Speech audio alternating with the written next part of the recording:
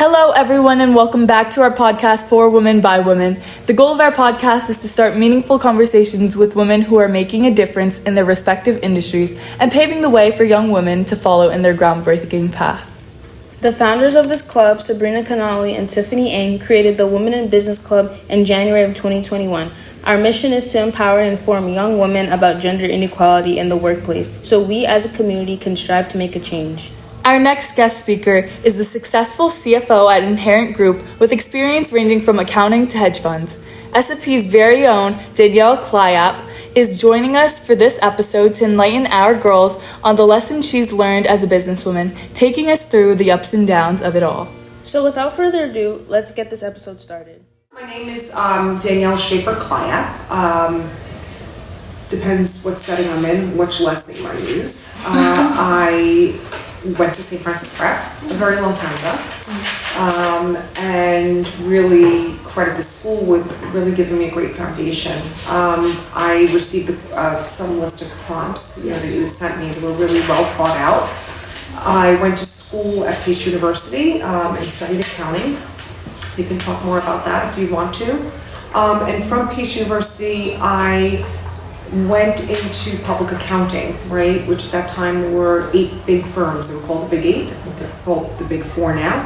And I did auditing for a few years. And from there, I had this path that I probably couldn't have imagined, right? And some of it was being in the right place at the right time, and some of it, actually most of it was being in the right place at the right time. And we can talk more about that. I live in Manhattan. I have 3 daughters. None of them were smart enough to actually choose prep as a path. And one is out of college, and one's in college, and one's in high school. She goes to Notre Dame on West 13th Street. And I'm married, and I have lots of pets, which we can talk more about that because I love speaking about that. So, any question? Personal, professional, past, present, future? Well, it's Dane. Yeah, let's talk about the pets first, I guess, because that's I just got a pet too, a golden retriever. Oh, that's a lot of work.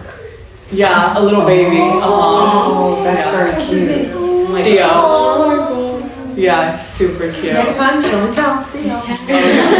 What? Do you have dogs or cats or? Well, I had 2 dogs. One passed. So I have 1 dog now, and I have 5 cats. Wow. Oh my God. Very controversial. What about like more of your family? Do you have like daughters, like sons? So I have 3 daughters. Okay. I have a sister who works here. Right. There's a bunch of extended family, parents, in-laws. Right. So yes, I have 2 daughters living home and one's away in Texas at school. Are they into business as well or no? So that's an interesting question. My eldest daughter, business is a really broad term. So my part of the business world for most of my career has been in the finance sector, right? In the financial markets, right? And we can talk a lot about that. And there's a bazillion different jobs and roles that you could have within the financial sector. I think the business of business could be anything. So she went to school for communications, and she graduated UT Austin, and she moved to California to work for Getty Images, which is a business. If you look at anything on the internet or a newspaper, generally, if it's sports, entertainment, or even business related, you'll see underneath that it's a Getty Images picture. And she works in the entertainment division. And she coordinates, she's on the business side, she's not a photographer. For fun she is, but not professionally. So she's in the business of entertainment and communications, right? When you ask her if she's in business, she probably aligns business more with what I do, which is finance, because in New York, right, on the East Coast, that's a huge economic sector here, right? We're on the West Coast, and she's back from LA, she lives in New York now. But you know, regionally, right, when you think about business, a lot of people equate that with the finance sector. But business could be education, it could be healthcare, it could be communications, it could be anything, right? It could be your own business, right, which I'm a big advocate of. Mm-hmm. And my middle one, she doesn't know what she wants to do, she's a math major. Mm-hmm. And my youngest told me she would like to be a social media something or other. Post 216. That's the job, social media influencer, right? Yes. Why were you interested in accounting? So truthfully, I didn't wake up graduating prep and saying that I wanted to major in accounting, right? So I thought when I left here that eventually I was going to go to law school, and I wanted to work in something that was business related, but I thought my path was going to be law school. And when I went to college, I applied to a bunch of different schools, and I thought about majoring in history or education, and my mother wouldn't let me do that because I needed to get a job outside of school. So I had narrowed it down to 3 places: SUNY Albany, and I got into the business school, Pace University in Westchester, and Manhattan College. And Pace ended up giving me the most money, and Pace has an excellent accounting program. So since I wasn't permitted to major in anything that was going to be liberal arts related, and I didn't want to pursue business and law, then I just went with what they were good at, and I decided, well, I'll try it. I had no idea what accounting was. And I took a few classes, and their accounting program's really rigorous, and I was good at it, and I just stuck with it. And you know, it wasn't by design, and I think a takeaway from anything I say today is that you can't take notes on a path and in anything in life, and you may have a direction or a concept, but there's a lot of turns that go on. It's not usually very straight. And just for reference, like at Pace, their accounting program, which is very rigorous, very well known, a lot of people drop out after that first couple of accounting classes for whatever reason. You know, they don't like it, or it's just something that they're not, the discipline doesn't work for them. So, you know, that was like a little bit of this like kind of competitive thing. I went to college with a friend of mine from prep. We're still best friends. And we both were accounting majors. At that time, you needed a 4-year degree to be certified. Accountants in most states are certified by the state, and you needed a 4-year degree. Now, most states require like this 5th year. And Pace had this really fantastic program where you can get your MBA, which would be another 2 years of school generally. And because we came out of prep with so many credits, and it was a 5-year program, it was designed to be 5 years, but you would have 2 degrees. And I was probably in my sophomore year looking, because I had so many credits coming in from St. Francis, that it was looking like maybe I was going to graduate early. And trust me, nobody wants to graduate college early and start adulting. Stay and enjoy yourself. And our advisors, both, she was in the same boat, our advisors were like, why don't you like apply for this program? And we took, which was the GMATs, I don't even know if they still exist, to go into grad school. And we were accepted into the program, and there were 18 of us that graduated, and we all graduated in 4 years, even though it was a 5-year program. So like with other students that were in there with us were probably in that same situation where they had a lot of credits. That said, I went to school every summer, and there were times, a normal course load in college is 15 credits, there were times I was taking 19 credits. So it was just fantastic because it saved a lot of money. It had pluses and minuses when I think back, because I went into grad school probably my junior year of college, and we were sitting among real adults that were, you know, going to school at night. There were companies like PepsiCo, which is still around, and IBM, which is not as strong, that sent their employees there. You know, and here we were, a bunch of, 20-year-old kids. So we were really good at being students. We weren't so good at like life experience because we didn't have any life experience. But it was really a fantastic program. So I came out of school with both a bachelor's and a master's in business. And that obviously was very marketable. The one thing I'll say about accounting is, again, it's a discipline. Like it is a lot of math, right? But there's something very logical to it that I think appeals to my personality. And it's not for everybody. And I don't necessarily think just because you major in accounting that you end up being an accountant for the rest of your life. I wouldn't define myself as an accountant now, and most of my career has been outside of that realm of traditional accounting. But it does open a lot of doors for you. And the other thing is that it generally gives you a path upon graduation that a lot of other majors don't have. Because if you go work for an accounting firm, right, you could then go get certified, because not only do you need to pass a bunch of tests to be certified, but you need work experience to do it.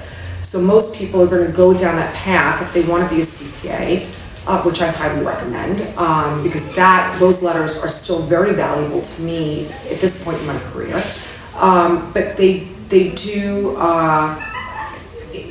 I watched my daughter graduate and sort of like, what am I doing? Like, where am I going to apply? What kind of job am I going to get? I didn't have to think about that. I knew I was going to an accounting firm, right? I didn't know if I was going to make a career out of that accounting firm, but I knew that's where I was going, because that was going to be the best experience. That was going to get me certified. That was going to be the most money, and coming out of a program like PACE, I knew that like it was just, we were very marketable, right? So when I was a senior, so there were 8 big firms, and then there were like 3 that were kind of underneath them, and I had offers from 10 of the 11 firms to be able to start my career, and took the summer off, and I started in September. That doesn't happen to everybody coming out of college. Like my friends that were marketing majors, which are also business, right? Advertising things, it's a little bit more of a struggle, and the pay scale's a little bit different. But that's not to say it's not fruitful to do that, right? Or majoring in finance. But I do think accounting is like a good starting point, because what it offers also is, if you go into auditing, there's different things you can go into: auditing, tax, like advisory. But auditing really offers you an opportunity to learn about companies. And I ended up in this finance sector, but truthfully, that finance sector, which I've been in the focus of like investing, I could be anywhere. You could put me in a publishing company, you could put me into a hospital, and I would figure it out, because I have an auditing background. So it gives you a way to dissect how businesses work, right? What their operations look like, how they make money, and how they spend money, right? And that balanced equation, right? So if you think about that learning experience, auditing could be really tedious at times, and the industry has changed a lot, but it offers a lot early on in your career in terms of being able to really understand a lot of different businesses. And you wouldn't, if you looked at the backgrounds of a lot of people that run businesses, large ones, it wouldn't be surprising that somewhere along the line they have an accounting degree. But and look, you could also go into one of these big 4 firms, and you could stay there and make partner, and that's a great career path also. I ended up leaving after 4 years. Because it was at a point where I had to kind of make a decision if I was going to go overseas and work for a bit, and I just met my husband, and my sister was getting engaged, and I was sort of like very close to my family, so I really didn't want to go overseas, which maybe I should have.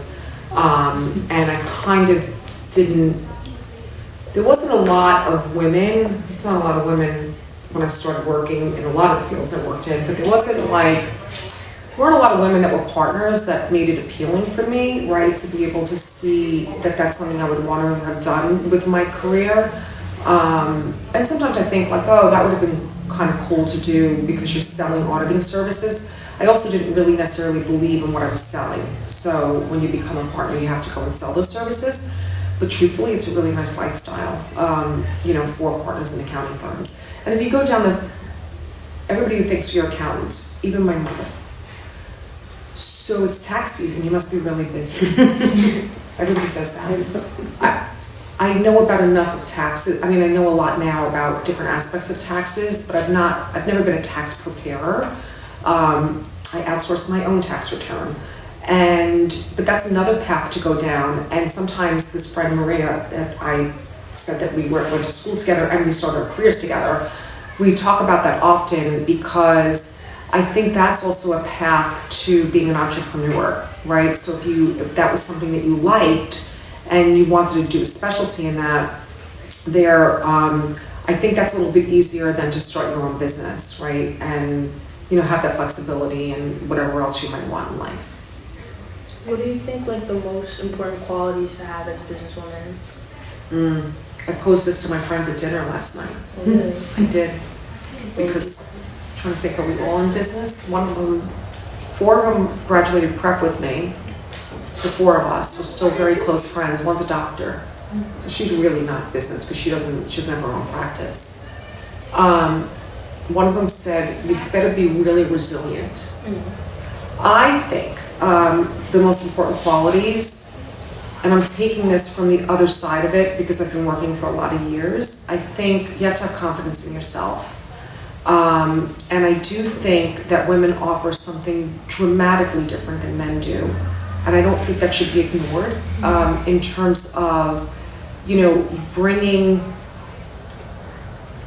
the word that's coming to my mind is that feminine side, right? You're dealing with people in a business, and it's something that I take very, very seriously at this point in my career is to treat people humanely, right? And understand that you're all trying to achieve a common goal, right? So there's a humanity aspect that I think, but I do think resilience also. It's still, particularly in the finance sector, which the 4 of us work in, it still can be very difficult. Taylor Swift fans? Anybody Taylor Swift fans? I'm a huge Taylor Swift. I was hoping for a little bit more. So she has that song, If I Was a Man. Did you ever, know what I'm talking about? The lyrics of that song are dead on, right? What did she say? I'm just running as fast as I can, and I wonder if I'd get there in half the time if I was a man. That's so dead on, right? And I think that's something that your generation, even the women that are starting in business now, that are, I think there's a generational shift, and I think it's much easier, and this is the time for women to come into finance. I keep saying that over and over again to anybody that'll listen to me, because the landscape there is that they're looking for those diverse candidates, and women of color, so underrepresented, and I think coming in with what women have to offer this is the time to do it. In such a male-dominated industry, how do you make yourself stand out to other firms and stuff like that? So, there's a concept of like-minded hiring, right? And what that means is that whether you do it consciously, and most of the time it's subconsciously, is that you're going to hire what you relate to, right? Like, I might interview you, and there's something that just reminds me of my younger self. And maybe I'm gonna block out everything else. So if men are doing the hiring, right, then more men get hired, because it's a bias that people have, right? Men and women alike. I think once you get into whatever it is, whatever seat you're going to be, placed in, and I look back and I think about what I would do differently, is that you should make sure your voice is heard. Don't shrink away from anything. I'll give you a perfect example. Picture there's a board table, right, in the middle of this, and we're all sitting around the table.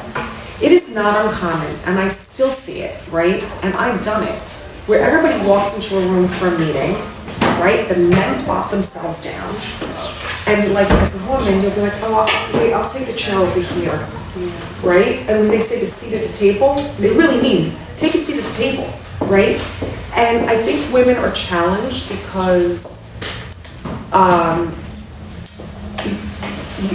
you are accused of, or you're classified as like bossy or bitchy, or so you're trying to find that professional balance of making sure that your voice is heard, and it is super important, right? Don't let anybody take your voice from you, right? You're there to learn. Whether you're sitting with 4 other women or you got 10 guys around you, most of the time when I've worked, other than my time in public accounting, which was very balanced, right, in terms of men and women at the lower tiers, I've often been the only woman in a room, right? And it took me a lot of years to be able to know that it's appropriate for me to speak up. You know, I ran like large groups of people and still would come into a room with a bunch of men, and their tendency is sometimes to speak over you, right? And sometimes, and particularly at this point in my life, I can sit there and I'm like, when the hell is he gonna shut up? You know, and you will also find that mansplaining is a real thing, where you could sit there and you could say something, and then Bob next to you is just gonna say it all over again. And now I call them out on it, and I go, yeah, I think that's what I just said. Thank you. Thank you for, you know, like, you know, reiterating that point. Because I'm like, you know, you're not gonna get away with that. But it's not that you should hide who you are, but you have to be really careful to detach from that impulse to like throw your ego into the game. Because if you throw your ego into the game, it comes off as defensive. So again, early on in your career, you're about learning. But again, if you feel that you know something or you've done something, don't let somebody else take credit for your work, right? And you want to be a team player, but make sure that you assert yourself in the proper way, and also understand that work is work. This is one thing that men do much better than women. Men, they're like golden retrievers sometimes. Like, and this is not man bashing, it's just differences in behavior. They could be corrected by somebody or reprimanded by somebody, and they'll be like, all right, you know, whatever, and they move on. Women internalize a lot of things, and when it comes to work, you have to realize it's not personal, right? Work is there to fulfill a couple of needs. Yes, you want to have a sense of purpose. It's a means to an end as to what you want to do with your life and support your family and yourself. But not everybody's out to get you, and I think sometimes women feel that a little bit more, and we're just more, I mean, I'm more emotional. I can't keep track of how many times I've had to, you know, leave a room and go have a good cry, and, you know, sometimes I call my mom and say like, oh, you're not paying me well. And she's like, don't you dare cry in front of them. I'm like, okay, I will, you know, go outside, you know, like those kind of conversations. But you get back and you have to learn how to interact at that right level. And there is a difference between men and women. It's just that men have been able to call the shots because they're in the majority, right? Now it's going to be a little bit different. And unfortunately, one of the things about a lot of women in business, at least, you know, in the time that I grew up in the business world and in the finance sector, is that the women that have gotten to a certain level, right, are very protective of themselves, and they weren't necessarily looking to lend a hand to somebody else. And I think that that's changing now. I am super mindful of that. You know, I have had a lot of interactions with women throughout different points in my career that have become great mentors and friends, but I've had a fair share of them that, you know, were Looney Tunes, right? And they were not going to be there to like help another woman come up through the ranks, because they looked at it like, I never had flexibility, I never had this, like, why should you? And I think that that has changed certainly in the last 10 years, where I've seen that shift.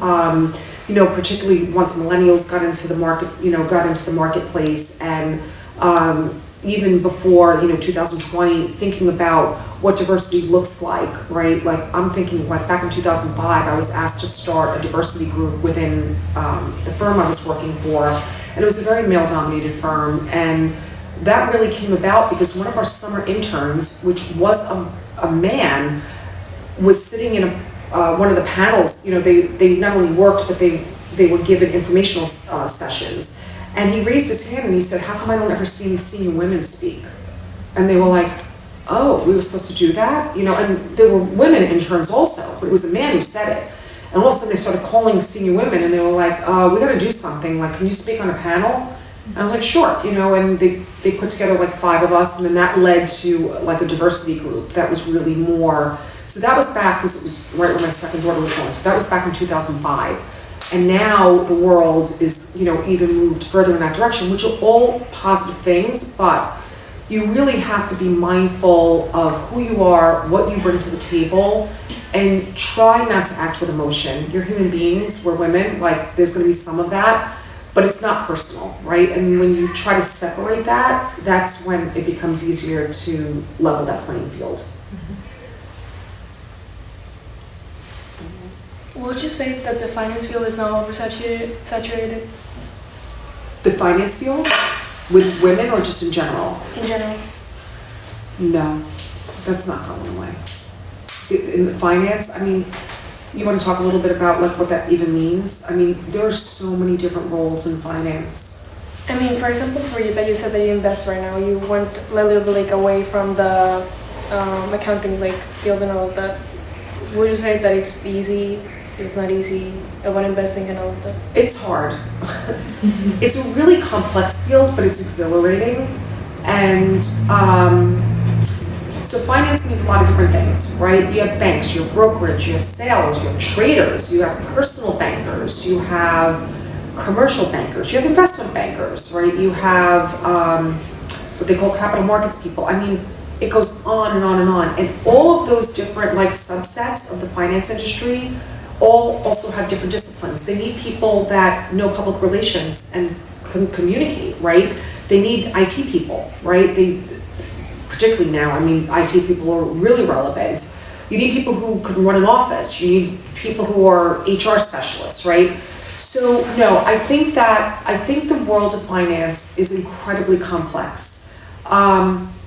It's unfortunate that I think it's been politicized, you know, probably since the financial crisis, which was in '08, which some of you were either born that year or not born. And it gets sometimes a very bad rep in terms of, you know, equating it with capitalism and making money and it being a bad thing, right? It can't be farther from the truth. I have worked with some of the most ethical people and the most thoughtful people that I could ever ask to work with and for, you know, in my career. And I think that the intellectual capital that goes into the markets, right, and money and managing money, whether that's you know, investing for what we call mom and pops, like the retail population, or investing for large pension plans, which then support things like teachers and police officers. I think it's really fascinating, and I think it's a really, really important part of our lives. And I think we're very lucky to have that here, where New York is, you know, one of the hubs of having the finance sector. And I think it keeps you on your toes, and it's ever changing. And quite frankly, it pays a premium to most other industries. You know, you can go work again in entertainment, or you can go work in something that, you know, you're publishing books or other types of sales, and you could do different jobs even if you're not the investor, and you're just, as an accountant, you're going to get paid more in finance than you are like somewhere else. And that's not a bad thing, right? Like, it's, you know, you're working for a living, and, you know, I don't make any apologies for that. But I don't think it's oversaturated. I think it's a challenging business, and I think it's ever changing, and I think some of those parts of the businesses, even in the time that I've been working, have gone away, right? Like, you used to have people down on trading floors trading things like coffee and, you know, sugar, and those people don't exist anymore. It's all done by computers, you know. I think if you take the business for what it's worth, right, and learn and grow in it, you're going to find it to be a fascinating career, right? That I wholeheartedly believe in, and I would do it all. I would do it again.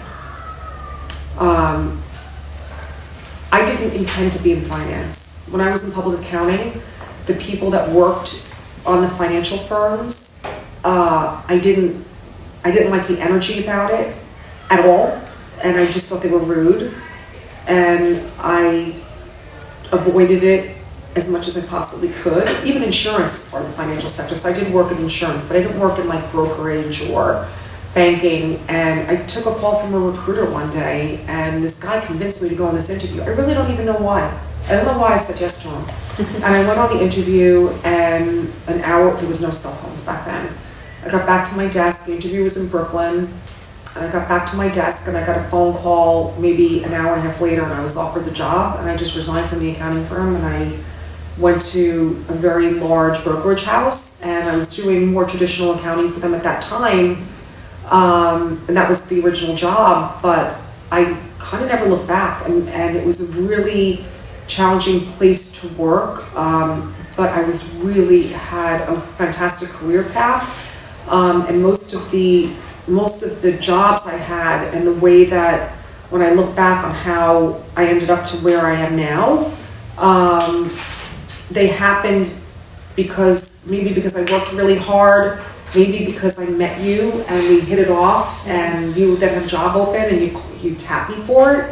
I think there was a lot of working really hard. I'd like to believe that, and I think some of that has to do with my personality of being able to work with a lot of different types of people, and every 3 years, like for whatever reason, something would come up, somebody would leave a seat and they'd say, Danielle, like, we need you to do this.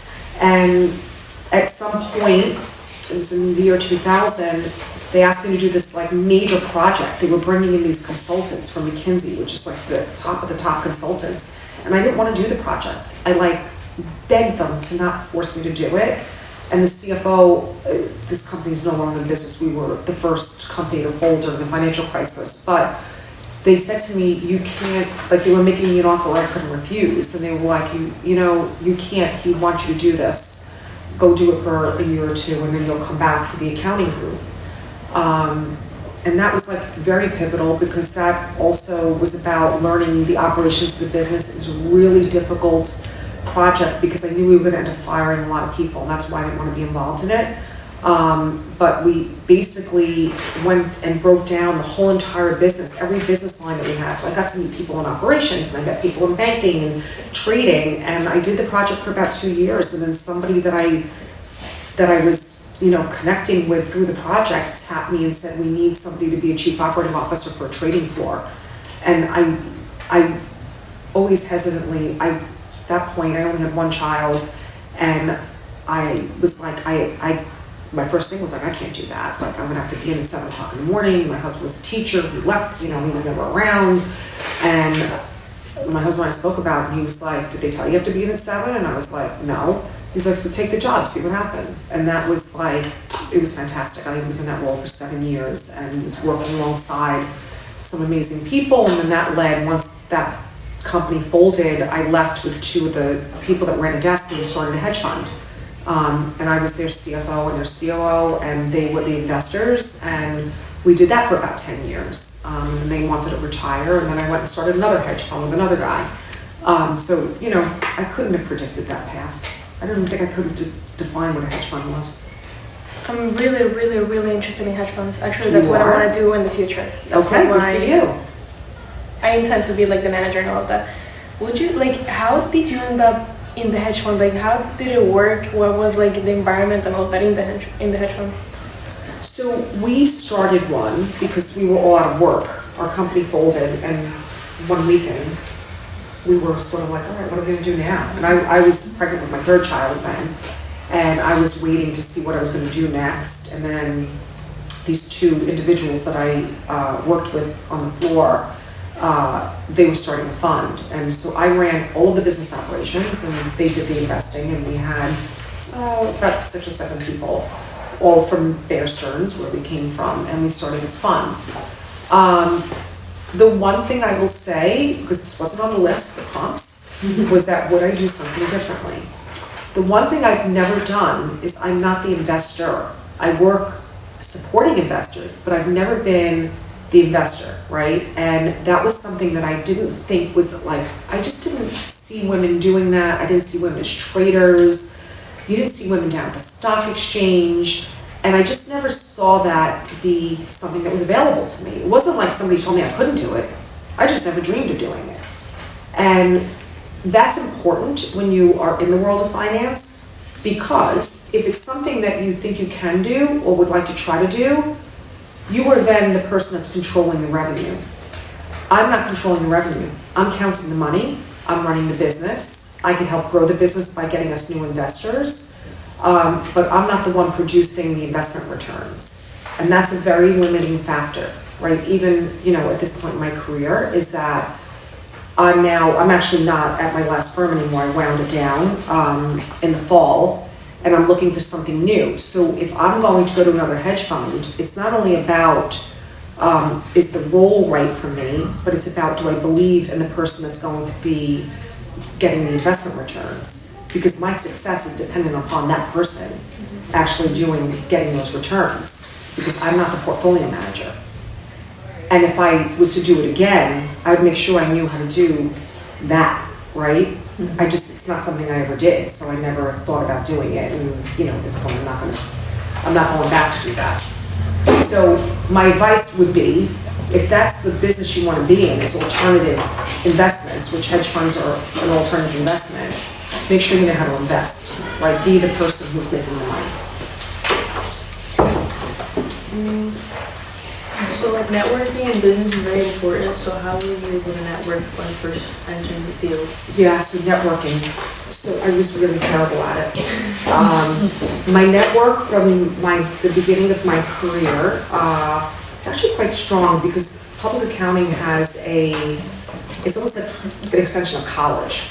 So I still have, I started public accounting in 1989. I just called a friend. I was thinking about the other day.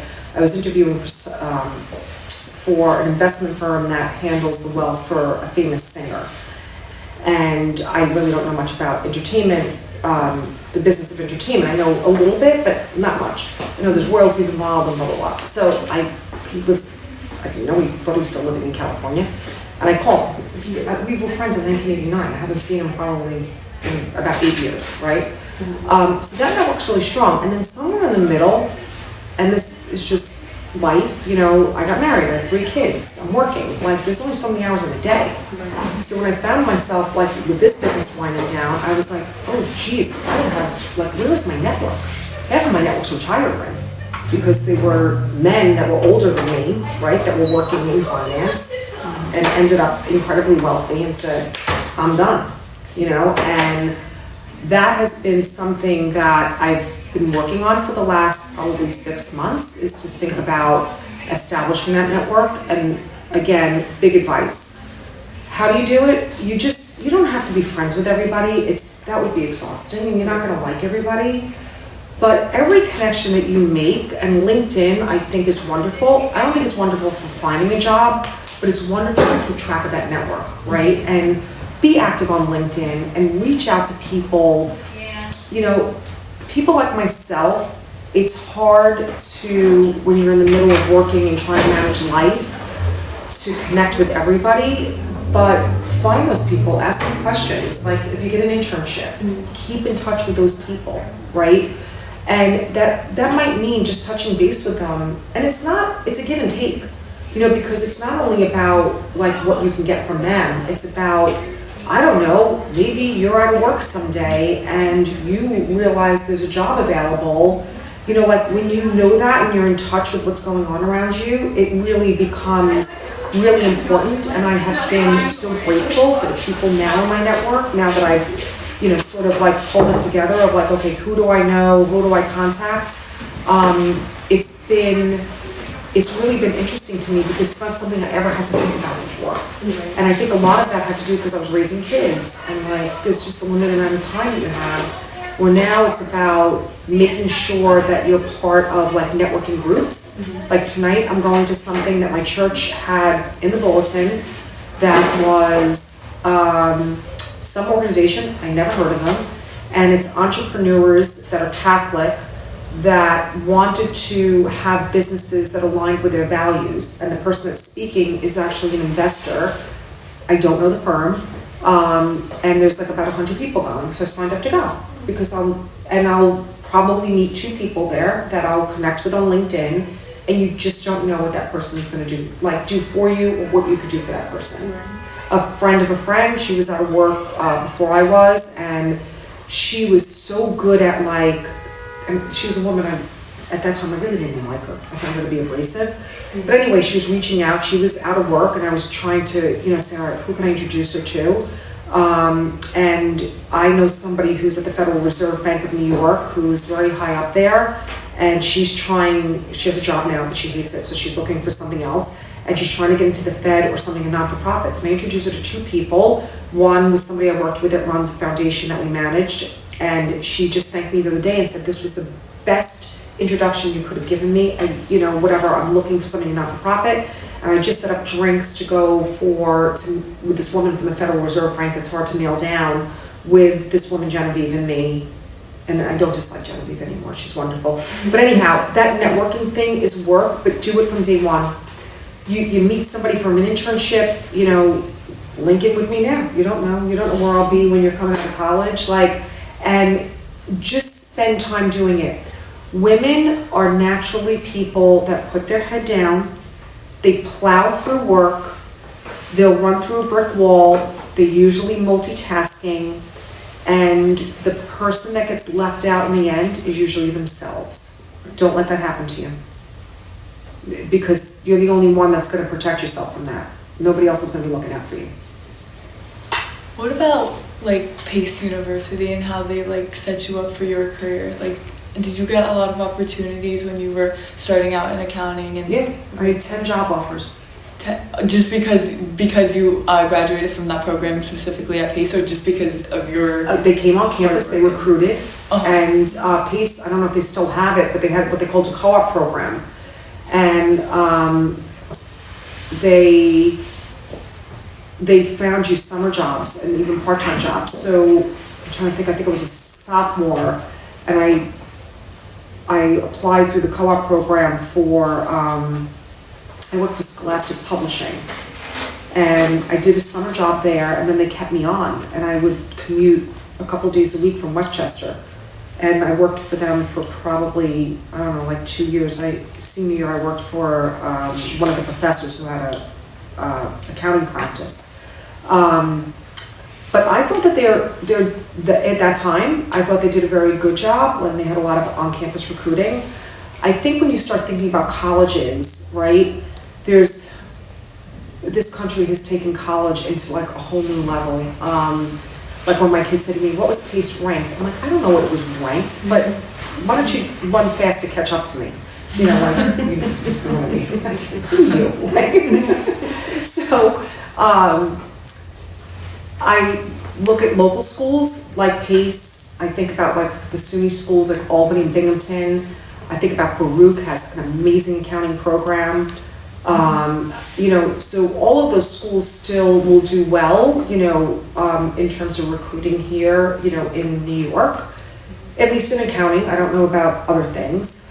But then when you start thinking more broadly about things like the Ivies and then anything in between, like the NESCAC schools, and there's a lot of factors that go into it, and some of it has to do with the alumni base. And that's super important, right? Like a school like Penn State, you can't, if I toss this water that way, you're gonna hit a Penn State alum, in New York or in the Northeast. And I think there's a lot also that when you start talking about networking, even in college, is when you start dealing with those alumni groups, because they are very loyal to their schools. And in college, I actually feel bad for, people that, not your age, but second half of college, early 20s. Adulting is really not as much fun as going to school. If anybody tells you differently, they're lying to you. And I think it takes time, adjusting into that. And I think, unfortunately, when you're in college, you really have to start thinking about what you want to do for a living. Right, so there's a lot, my daughter who's a sophomore now is I'm like, Amelia, summer internships, you always have to be on top of it, so here's high school juniors and seniors, you're trying to think about how do I maximize my, rate of success at college, and then once you get to college, you have to start thinking about working. So that network, right, of that alumni network, or whatever you can do, whatever that school offers, take advantage of those situations. That's how you start building your network. Mm-hmm. And don't lose touch with people that you work with. Yeah. So for internships, do you have any advice on how to get one or where to start looking? School would be the first thing, and then I think LinkedIn, a lot of times, and you have to go on, like, let's say we want to work in finance, right? So this is a real example. I was working with my daughter who's looking for an internship, and a kid who just is, my friend's son who graduated Middlebury, right? And he was trying to get into finance. A lot of it's looking on the company websites, right? So it's about like, who's hiring? Like, think of all the big banks, then you start thinking about the brokerage houses and going on there, and they do it so far ahead of time, right? They're probably hiring almost a year in advance, right? So it's not like you wake up on like April 1st and think, oh, I gotta get a summer job. You should be looking like the September before for those internships, right? So the schools keep a bank of like who's hiring, and it's about finding who's in that industry and literally getting on their websites and looking. Like if you went on Morgan Stanley's website, like just lists of internships, right? All around the world, in all different facets of Morgan Stanley, and they probably mean nothing to like, somebody who's a freshman in college. I was working with this individual, trying to decipher some of them. He got a job with one of the Japanese banks, which is fantastic. And it's really having to be very proactive. And look, I don't know, I didn't have parents that were going to be like, oh, my friend, has a firm that's looking to hire you. That's not, my mother was a nurse, and my father went to fish school, like that was not going to happen for me, so I needed to think outside of the box. I mean, I was lucky because I knew I was going into an accounting firm at the end of the day, so that path was a little bit different. Like my daughter that was a communications major, she worked with an author to get an internship helping him write a book about sports because she wanted to be in something that's in sports and communications. And that was like very independent thing, and she got that through school. She tried her best to get into the NFL, but that didn't work. Like she just kept getting rejected from them. So rejection will be there. Anyone else with questions? So, especially for accounting, like what does a day-to-day look like? What do you have to like enjoy in order to continue in that field? And overall, it's just very vague to me, and I'm not sure what I would potentially enjoy in it, or like I'm obviously very interested in that field, but I just didn't know, like, okay, if you're marketing, you have to love these things. If you're an accountant, this is the day-to-day. So, I mean, obviously in college, like, as you take those courses, I'm sure, but from now, like, what traits should I start looking into, or, like, anything? Okay, that's a good question. So I'll stick with traditional accounting, right? What do I think of what appeal, like, what type of person connects with that? Mm-hmm. You have to, like, order. Like, there's order to it. Mm-hmm. Like, I love numbers because they don't lie. Like people lie.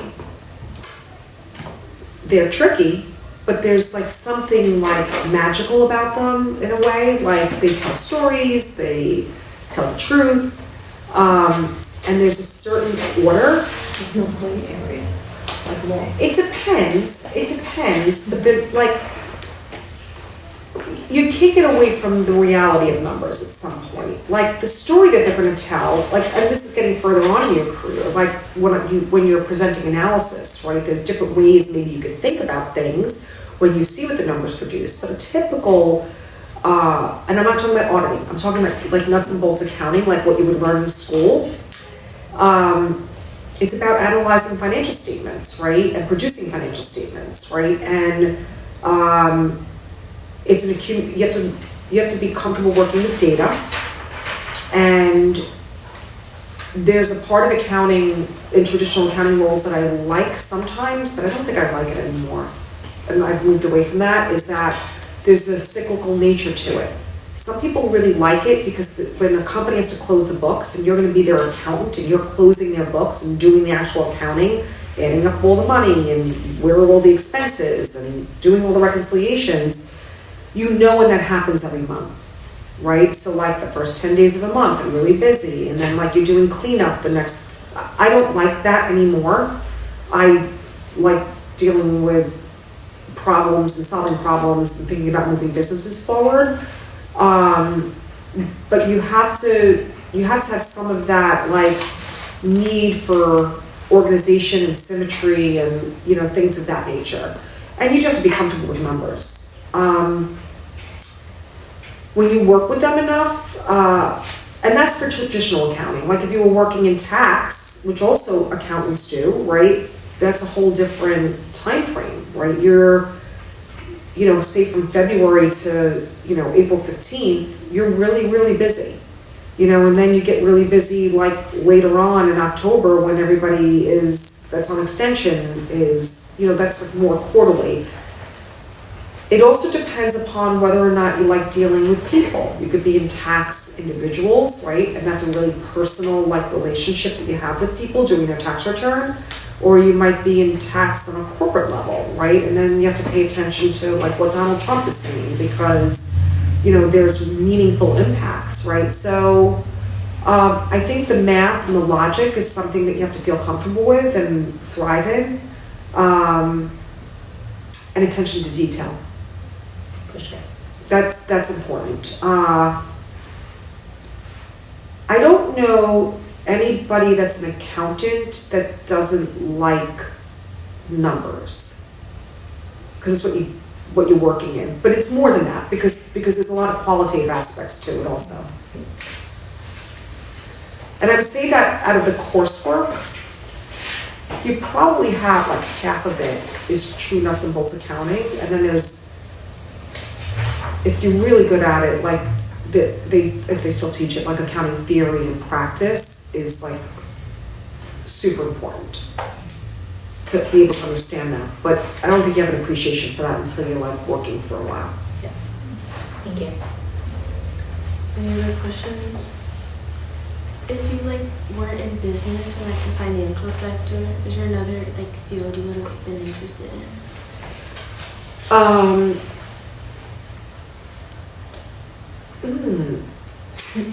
I thought about going to medical school, but I never thought about practicing. I thought I was going to go run a hospital. It's hard for me to separate business. Like I would love to be in education, but I couldn't see myself being a teacher. Like I probably would want to fix education. And I think about going back to school to go to divinity school sometimes, and do something in that space. But I don't know. Working in missions? No. No, we have one in the family that does that. No. I would love to be a singer, but I don't sing. I'm taking tap dancing classes. Oh, that's cool. Maybe I could do that. If I was to do it all over again, I think if I wasn't doing this, I probably would want to have owned my own business. Mm-hmm. In what? What? I don't know. I probably should have taken my father's fish business back then and expanded upon it. Why? Because at this point in my life, I'd have more autonomy, and more of that direct results. But if you ask me that a year from now, maybe I'd say, no, I don't want to have my own business. Education is always super interesting to me because I think it's one of the biggest challenges that we have in the United States. So I probably would want to work on that. That would be my final answer. Since you said you're big on problem solving, would you consider anything like an engineer or something like that? Personally, I don't know you that well, but I could see that aligning with some interest. So it's interesting you say that. I've never thought about engineer. Well, I did think about it when I was going to go to Manhattan College. If they'd given me more money, that's probably what my undergrad would have been in, was engineering, because that's what they were really good at, right? So that's how I was picking majors. I didn't really know whatever, The people that I've worked with in my subsectors, right? I've been on what they call the sell side, which is a brokerage firm. I've been on the buy side, which is more hedge funds, alternatives. I was in auditing. I worked in insurance brokerage. I think some of the best investors that I've seen, I'll use the generic term guys, that are actually investing the money to get the returns. A lot of them have accounting undergrads and engineering undergrads. And then they've gone on, they've gotten their MBAs, and then they've, gone to do investing. Like my last principal at my last firm, he was a chemical engineer undergrad from BYU, and didn't know what he was going to do with it, and ended up at Goldman Sachs, and ended up being, and he started a very successful hedge fund at some point in his career. Yeah. And I've worked with a lot of engineering undergrads. So I think there probably are similarities there, but I have no idea even what engineers study. Okay. But I would imagine the logic aspect of it is probably similar. That's kind of what I had behind. Yeah. Except that there's a part of accounting that's very analytical. Like the results of accounting and being able to look backwards and look at financial statements and understand what's going on in a company. Engineering doesn't have that aspect, that qualitative aspect. Engineers are builders, I think. Maybe, I don't know, maybe biomedical engineering is probably similar in that regard. Right? Because I was just wondering in the future, like obviously IT has a big aspect, but I was wondering if there's ever going to be kind of like a convergence between the two, like engineering and business. Well, obviously they have similar traits, but how maybe in 20 years that having both can actually come together. I think a lot of people do, and I think that I'm telling you, some of the best investors I've seen have those undergrads. Like it's not surprising to me when I talk to them. Like, you know, traders that trade like things like bonds and stocks, like that's a skill. Like that's a lot of times those people, if they're not doing that, they can't do anything else because that's all they know, right? It's something that they have that path, and it's very hard, and I've seen this often, is that they can't reinvent themselves if, you know, they're in the business 15, 20 years and all of a sudden, for whatever reason, it dries up and then they have to go do something else and they don't have to do anything else. You know, sales is a little bit different because it's more of a personality type thing, but even the best salespeople that I've encountered are really thoughtful about what they're selling, because when they have the knowledge of what the product is, whether it's a stock, a bond, or a hedge fund, you know, it just lends to having them, you know, have that credibility, right?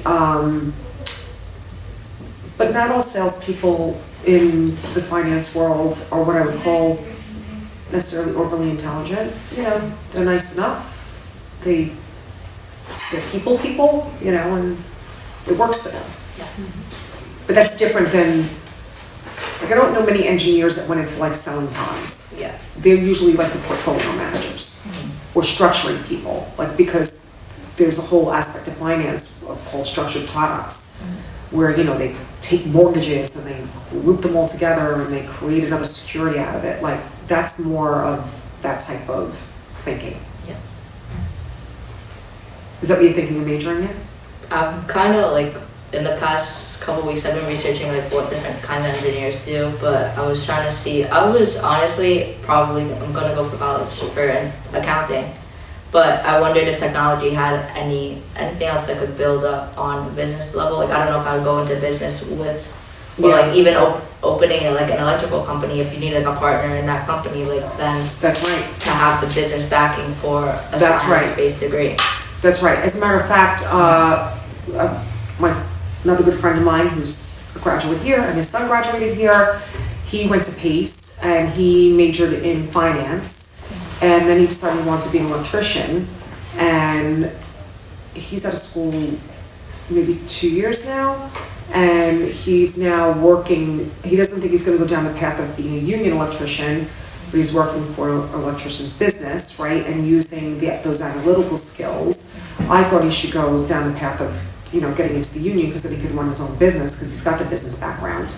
And that's what I mean. When you start talking about business and you start talking about things like accounting, the world, you could go hook up with 4 different, you know, electricians and go run their businesses and take a piece of it, and now you own 4 electrical businesses or contracting businesses, right?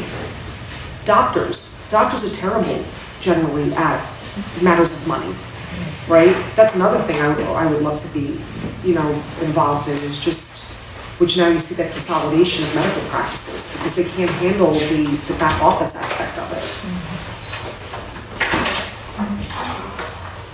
How do you balance everything? You don't. You don't. I forget her name, but if you look her up on social media, Indira, she's an Indian woman who ran PepsiCo for a long time.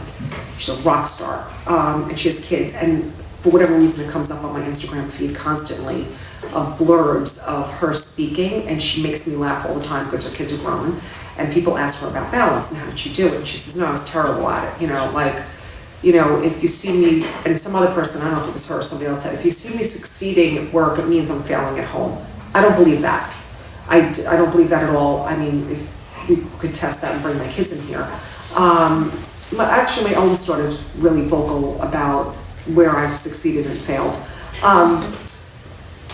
I don't believe that, but I don't think that there's balance. And I think it's at different points in time.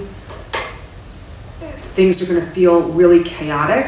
I think if your journey is that you want to have, a family and have children and, have something that's more traditional, and you want to do it with a partner, pick your partner wisely. That's super important. Don't make your life more difficult. I don't think there's any such thing as balance. I seriously look back at working full time and having 3 kids, and I don't know how,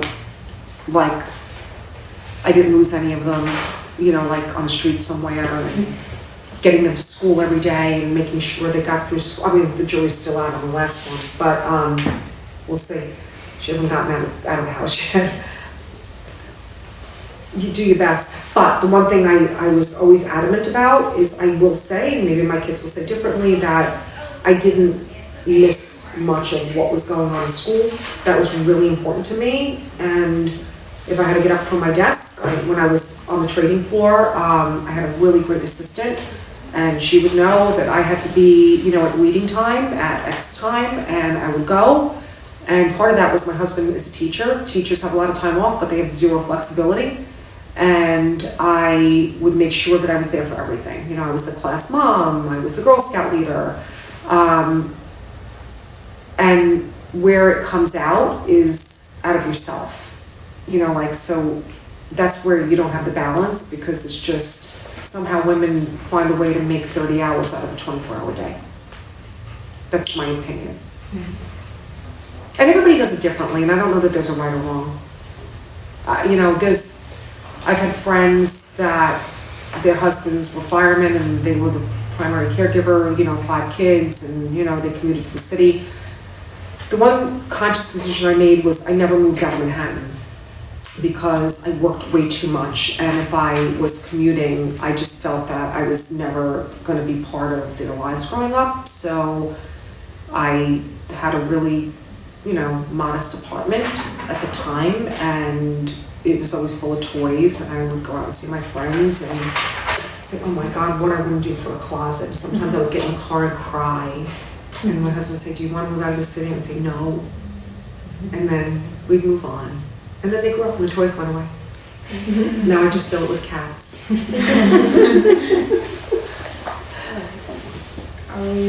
Finish all the questions? What are their names? The cats? Oh, I thought you were going to say my daughters. The cats are much more exciting. Okay, so I have 2 sisters that are probably about 12 now, 13. Lucy and Ethel. Do you ever hear I Love Lucy? It's an old show. Mm-hmm. Okay. And then the middle one is Tiger. And I didn't really acquire 5 cats. The middle one, my oldest daughter was in school, and she fostered a kitten because she was feeling down and homesick. And you don't ever foster a kitten because you're never going to want to give it up. And her roommates didn't want her to keep it. So Daddy called and said, she was crying, and he's like, don't worry, Alexa, when I come down, we'll pick it up and we'll figure it out. The cat never left. Like, she stayed in Texas, then she moved to California. She's really mean, but I love her. She could, not Alexa the cat. I love Alexa, but she's not mean. The cat is so mean. She's really fat and she's mean. And so that's Tiger Lily. She has her own Instagram page. And then my mom somehow ended up with these 2 kittens that somebody found, and she was nursing them, like with a bottle. And my middle daughter this was like 2 years ago, said, oh, Bavo, can we take them for the weekend? And my mother said, sure, because I don't want to get up at night and take care of them. And that weekend was April of 2023. And Amelia now lives in Texas. And the 2 cats, they are Sauce for one of the jet players, and Sauce Toad. Gardner. Sauce Gardner. Who's yeah. the other one?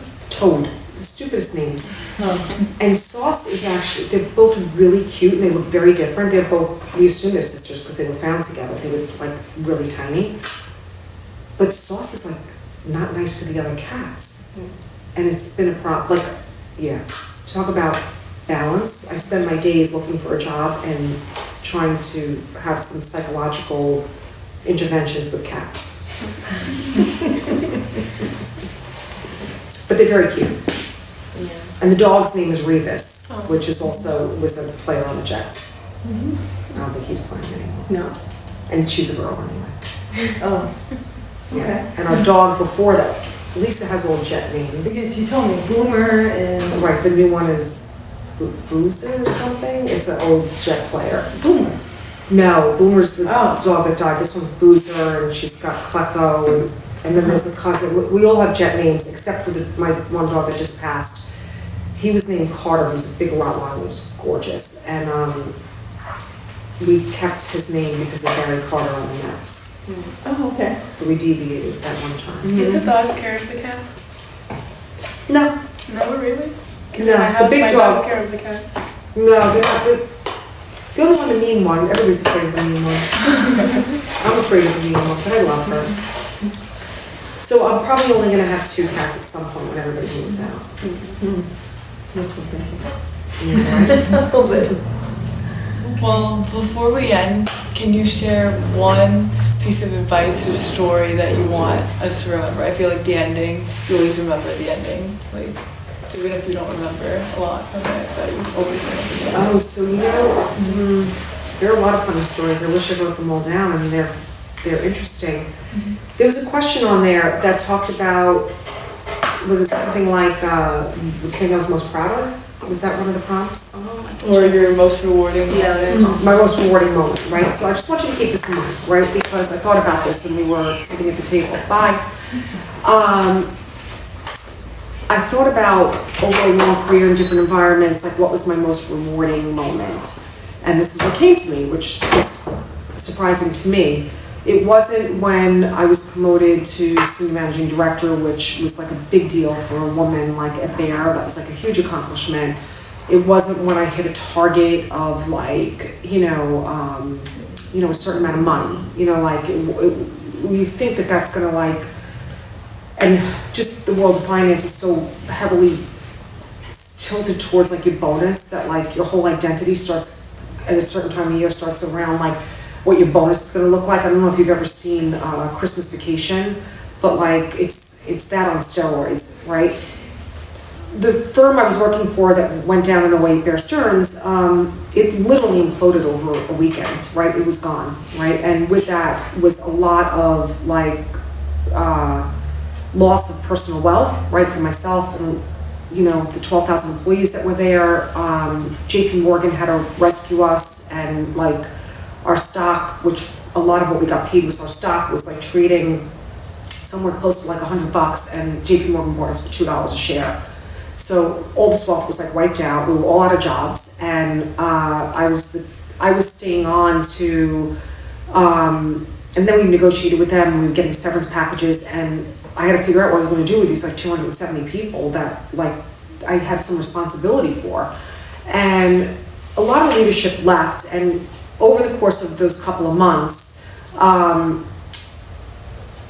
I was asked to come downstairs, literally downstairs, to another division and speak to a group of people in a conference room about what was happening next, because there wasn't a lot of communication. Communication is so important. I write more than I do numbers these days, that I can say. And basically, I was explaining to these people who I didn't really know, maybe I saw them in the hallways. Fast forward a year, 2 years, I'm on the softball field with one of my kids, and this man came up to me and he said, I don't think you remember me, but I'm so-and-so, I worked in the foreign exchange department at Bayer. He said, you came into the conference room that day, and I just want to thank you. Everybody like left us high and dry, and you don't know how, I get choked up when I think about this. He goes, you don't know how much that meant for you to come into that room and share your time and just tell us what was going on, and you didn't have to do that, right? And it really put people at ease, and I just want to thank you. Turns out one of his kids was playing softball with one of my kids, but I didn't know who he was. And he said that was, he started talking about people specifically. He says, I really run for the hills. He said, but you stuck around and you made sure everybody was comfortable and okay. And that was probably, my memory, the most rewarding thing that I've done, which goes back to people are important.